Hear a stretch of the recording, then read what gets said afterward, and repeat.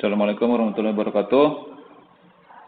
Nama saya Muhammad Hasan Saleh, NIP 217038039. Berikut ini adalah video mengimplementasikan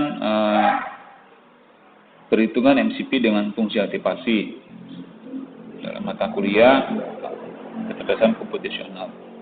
Nah, bagaimana cara melakukan perhitungan MCP dengan fungsi aktivasi?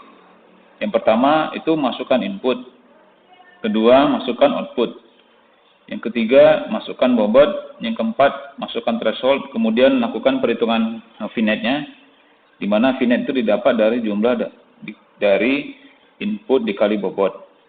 Nah, setelah dapat finite-nya, fungsi aktivasinya itu jika finite-nya lebih besar dari threshold yang dimasukkan di poin 4, maka Y sama dengan 1. Jika tidak, Y sama dengan 0.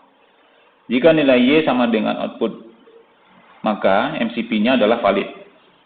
Jika tidak, maka MCP-nya tidak valid.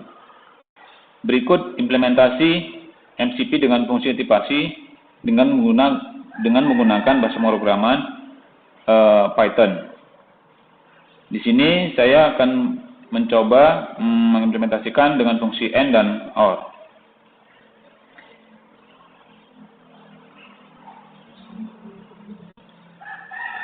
Nah, dengan fungsi N ini, dengan parameter pada function ini, X1, X2, W, dan threshold, di mana X1 itu adalah array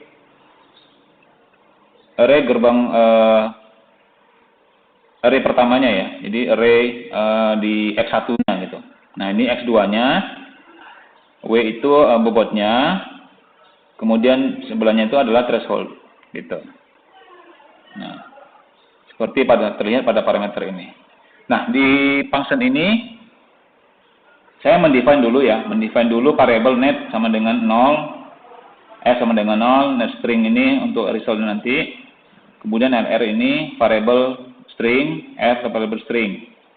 Nah, di sini di baris 107 ini saya mencetak dulu MCP logika n-nya, weight-nya berapa, threshold-nya berapa.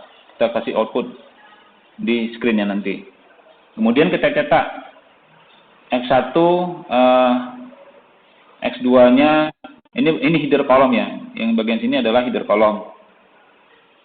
Nah, di baris berikutnya itu kita lakukan perulangan pada array pertama. Karena pasti jumlah array pertama dengan array kedua itu sama. Jadi cukup yang kita looping di array pertama. Nah, di sini langsung kita hitung net-nya.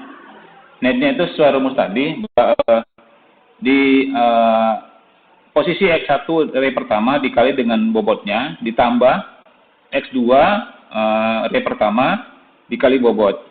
Maka didapatlah hasil net-nya. Nah, setelah dapat hasil net, kita akan cetak net string-nya. Jadi net string ini kita cetak di screen nanti. Nah, sesuai dengan rumus cara melakukan perhitungan tadi, jika net lebih besar dari threshold, maka V-nya 1 ya, V-nya 1 itu ya. Kemudian jika tidak dia 0.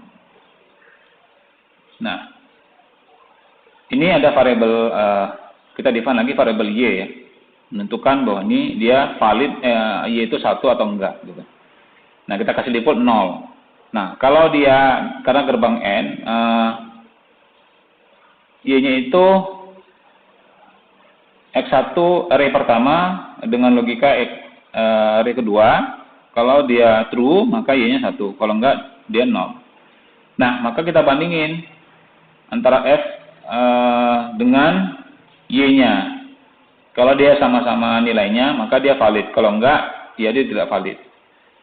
Mari kita tes, kita uji coba, dan script ini berjalan atau tidak. Nah, ini adalah output yang logika operator AND. Ya, jadi dibandingin F dengan Y. Kalau Y sama, maka valid.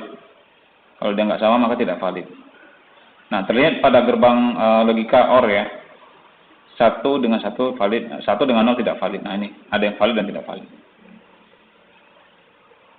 Mungkin kalau dengan logika OR itu sama saja, hanya saja di bagian sininya di bagian satu perhitungan Y-nya ini hanya mengganti AND dan OR.